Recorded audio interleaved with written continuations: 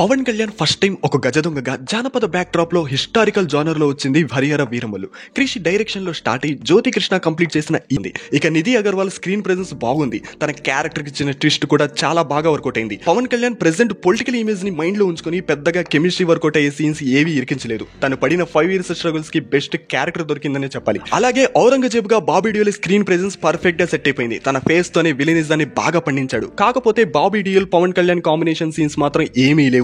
వాటి కోసం second part వచ్చే వరకు వెయిట్ చేయాలి. టెక్నికల్ వైజ్ కీరవాణి సార్ ఈ మూవీకి సెకండ్ హీరో అని చెప్పాలి. ప్రతి ఇంటర్వ్యూలోనూ కళ్యాణ్ సార్ ఇంటర్వెల్ బ్యాంక్ పడేసరికి పవన్ కళ్యాణ్ కి మరో హిట్ పక్కా అనే ఫీలింగ్ వచ్చింది. కానీ సెకండ్ హాఫ్ వచ్చేసరికి స్లోగా స్టార్ట్ అయిన స్క్రీన్ ప్లే, ఎంగేజింగ్ డ్రామా లేక బోర్ కొడితే దానికి తోడు పూర్ సీజీ వరకు ఇంకాస్త ఇరిటేషన్ ని తెప్పిస్తుంది. కానీ ఈ మూవీ యావరేజ్ టాక్ తో స్టార్ట్ అయ్యి హిట్ స్టేటస్ వస్తే మాత్రం అది ఓన్లీ పవన్ కళ్యాణ్ స్టామినా అనే చెప్పాలి. అలాగే ఎంతో మంది పవన్ ఫ్యాన్స్ అసలు ఈ మూవీ రిలీజ్ అవ్వకపోతేనే మంచిది అనే కామెంట్స్ నుంచి ఈ రేంజ్ ఓపెనింగ్స్, ఈ రేంజ్ క్రేజ్ అండ్ ఈ రేంజ్ ఎక్స్పెక్టేషన్స్ క్రియేట్ చేయడం అనేది ఎప్పటికీ ఒక లెసన్ గా గుర్తుండిపోతుంది. ఇక వీరమల్లు గురించి ఒక్క ముక్కలో చెప్పాలంటే ఫస్ట్ హాఫ్ కేక, సెకండ్ హాఫ్ బొక్క. సో మూవీ చూసిన తర్వాత మీ ఒపీనియన్ ఏంటో కామెంట్ చేయండి. అలాగే సబ్స్క్రైబ్ చేసుకోవడం మర్చిపోకండి.